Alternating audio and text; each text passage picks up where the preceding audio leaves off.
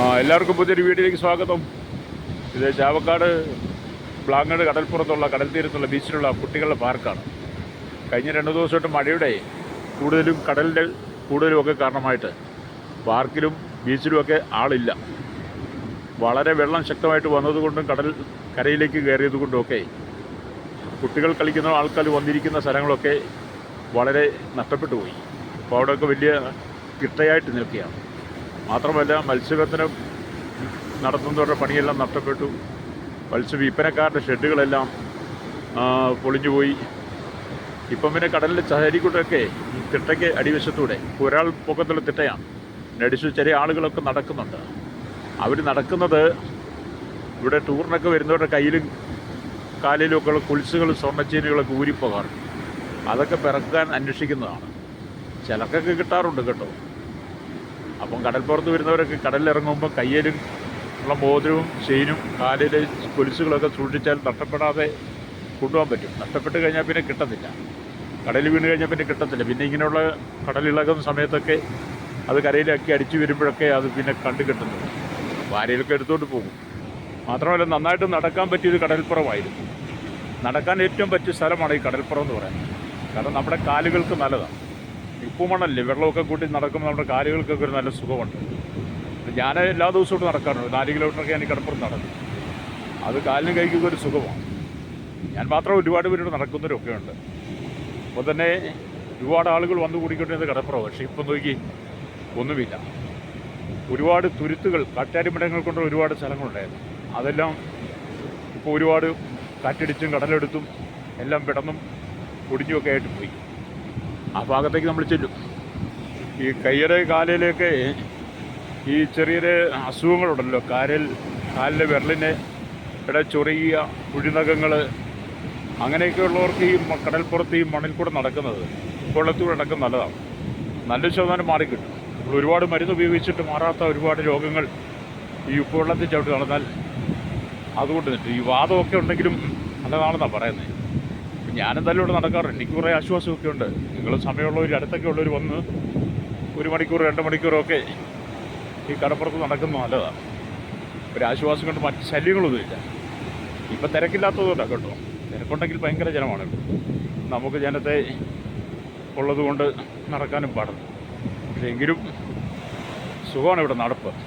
എന്നാലും ഒരുപാട് ആളുകളെ വന്നു കൊടുത്തു. ഇപ്പം നോക്കി കടൽക്കര എത്ര ശൂന്യമായിട്ട് കിടക്കുന്നു. ഒരു മഴ വന്നപ്പോഴത്തേനും ഇങ്ങനെയായെങ്കിലത്തെ പിന്നത്തെ സ്ഥിതി എന്താവും പുറത്ത് വയ്ക്കുകയാണ്.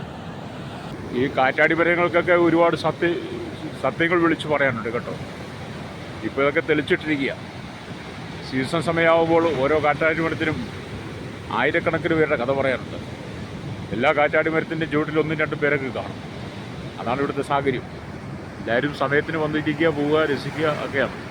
ഇപ്പോൾ നോക്കിയാൽ നിങ്ങൾ കടൽക്കരയിലോട്ട് നോക്കിയാട്ടെ.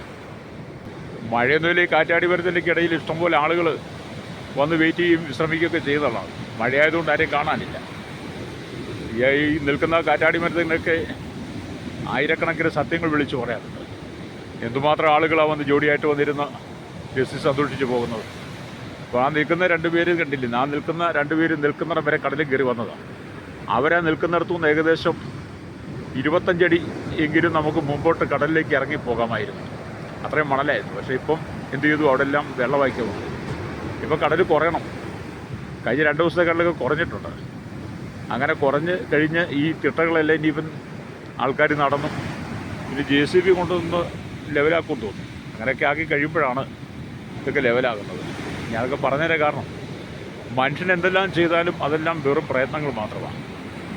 കടലിളകി വന്നാൽ, വെള്ളം ഇളകി വന്നാൽ മനുഷ്യൻ എന്തെങ്കിലും ചെയ്യാൻ പറ്റുമോ? നമ്മളതിന് സർക്കാരിനെ കുറ്റം പറഞ്ഞുകൊണ്ടോ സമരം നടത്തിയോണ്ടോ ബന്ദ് നടത്തിയോണ്ടോ ഹർത്താൽ നടത്തിയോണ്ടോ ഒന്നും പരിഹാരമാകത്തില്ല. ഇങ്ങനെയുള്ള സാധനങ്ങളൊക്കെ നമ്മൾ വേണം സ്വയം സൂക്ഷിക്കാൻ. കടലിളകി വരും. കാരണം ഞാൻ നിൽക്കുന്ന ഈ കടൽ തിട്ടയിലാണ്. ഇത്ര ശക്തിയിലാണ് തിരമാലകൾ വന്ന് ഇടിച്ച് കയറുന്നത്. ഇത് ബിസിനസ്സുകാരുടെ എല്ലാം ബിസിനസ് നിന്നെന്ന് വേണം പറയാം. ഒരാൾ പൊക്കത്തിലൊക്കെയാണ് തിര കയറി വരുന്നത്. ഈ കുട്ടികളൊക്കെ, മാതാപിതാക്കളെയൊക്കെ അറിയാതെ കടലിൽ വരുന്നവർ വളരെ ശ്രദ്ധിക്കണം. നമ്മൾ ചുമ്മാ എല്ലാം തമാശയായിട്ട് കാണരുത്. മനുഷ്യൻ്റെ ഓരോ ജീവനും വിലയുള്ളതാണ്. അത് നമ്മൾ തന്നെ സൂക്ഷിക്കണം. നഷ്ടപ്പെട്ട് കഴിഞ്ഞിട്ട് പിന്നെ പറഞ്ഞിട്ട് കാര്യമില്ലല്ലോ.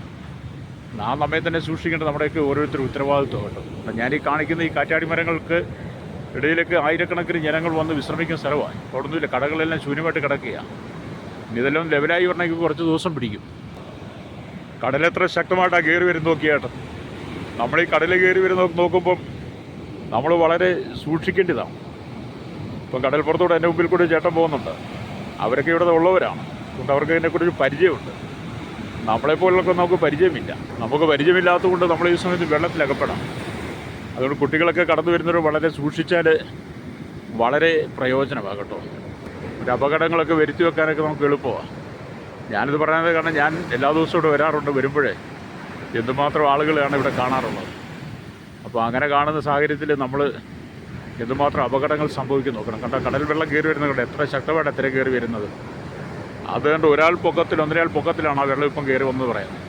അപ്പോൾ നമ്മൾ വളരെ സൂക്ഷിച്ചില്ലേ നമ്മളെ കൂടെ എടുത്ത് തകർത്ത് കളയുന്ന മോഡലാണ്. ഈ മാതാപിതാക്കളെയൊക്കെ അനുസരിക്കാതെ അനവധി യുവതി യുവാക്കന്മാർ കടൽക്കരയിൽ വരാറുണ്ട്. അതുകൊണ്ട് ഈ സമയത്തൊന്നും നിങ്ങളൊന്നും വന്നിവിടെങ്കിലും ഇരിക്കരുത് കേട്ടോ. ഇത് വളരെ അപകടം സൃഷ്ടിക്കുന്ന കാര്യമാണ്. ഞാനിത് പറയുന്നത് നിങ്ങൾക്ക് ഒരു മുൻകരുതൽ ഉണ്ടാക്കാൻ വേണ്ടിയിട്ടാണ്. എല്ലാ ജീവനും വിലയുള്ളതല്ലേ, അതുകൊണ്ടാണ്. നഷ്ടപ്പെട്ടു പോയാൽ പിന്നെ നമുക്ക് കുടുംബക്കാർ ദുഃഖിക്കും. ആ ദുഃഖം കൊണ്ട് നഷ്ടപ്പെട്ടതും തിരിച്ചു കിട്ടത്തില്ല. എല്ലാവരും ശ്രദ്ധയെടുക്കുക. കടലിൻ്റെ ഇളക്കം നിങ്ങൾ നോക്കിയാട്ടോ എത്ര ഭയങ്കരമാണ്.